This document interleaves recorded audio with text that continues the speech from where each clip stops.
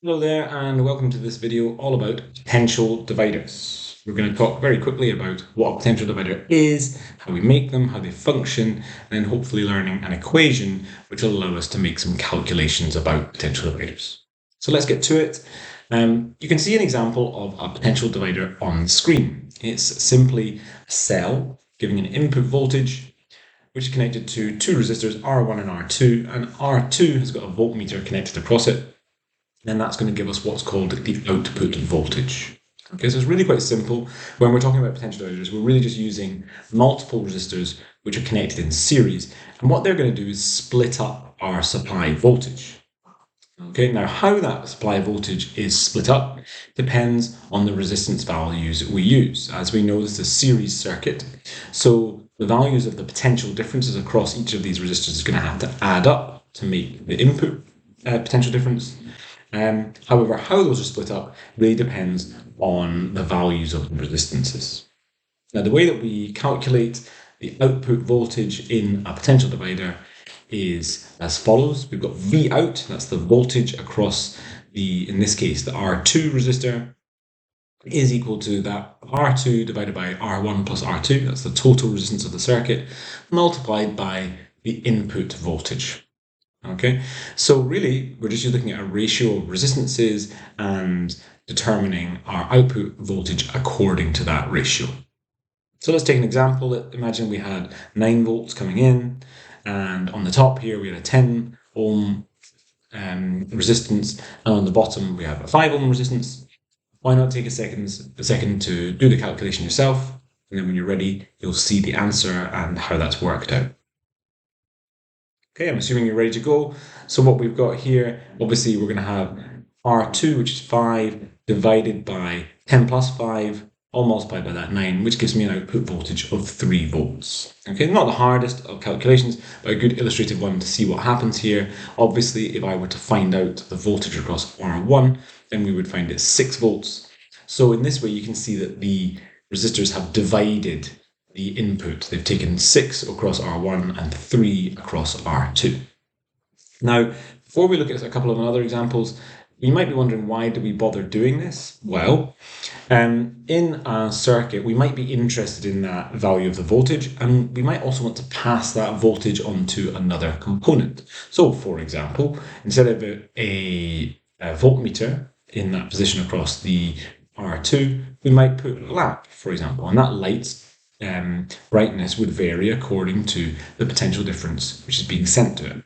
And so this is a way of us adjusting brightnesses or adjusting loudnesses of buzzers or speeds of motors by adjusting that output voltage. Now we can't do that without changing the resistances, so you might see sometimes not just two fixed resistors, but for example a variable resistor. That's this one with the arrow coming through it. And that would mean that our R1 could be adjusted. And as you can see on the equation, if R1 changes, then the output's going to change, and therefore we might be able to change, as we've shown here, the brightness of a lamp.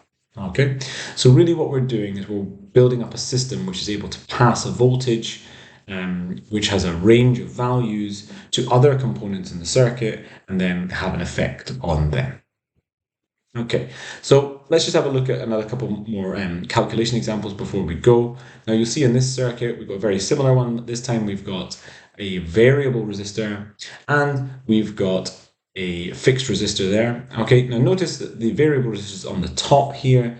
Okay, remember our R1 and R2 labels, they're just labels, okay, they can be moved around. So you could calculate the output for the top or the bottom resistor, and you should be prepared to do either of those operations. So in this time, we're going to use the resistance on the top there. Okay, let's look at the question. We've got a variable resistor set on its maximum resistance of 200. Calculate the voltmeter reading. Okay, I'll leave it to you to have a shot at this, and when you're ready, feel free to keep watching the video.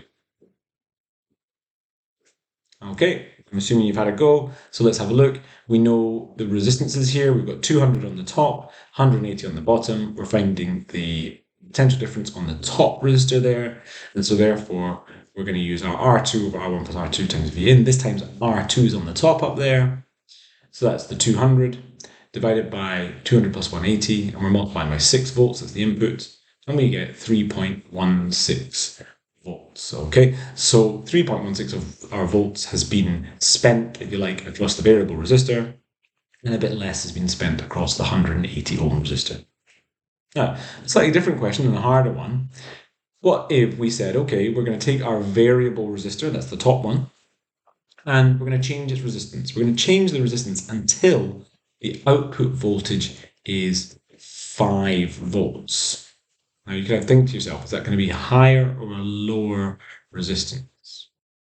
Okay, again, take a second to have a think. You're going to have to rearrange that equation, and when you're ready to go, you'll see the solution upcoming. Let's go for it. Okay, we're going to use the same equation. Okay, V out equal to R2 over R1 plus R2 times V in. And so therefore, our 5 volts is equal to some value R over 180 plus R times 6. Now, that 180 is fixed, so that's not going to change. Okay, R is the value we want to know here. However, because we've got R on the top and the bottom of our equation, we're going to have to do a bit of rearranging. Here's how I would do it. I would bring the 180 plus R on from the bottom up to the top. So 5 times 180 plus R is equal to 6R. We're going to have 900 plus 5R, just multiplying out the bracket, equal to 6R.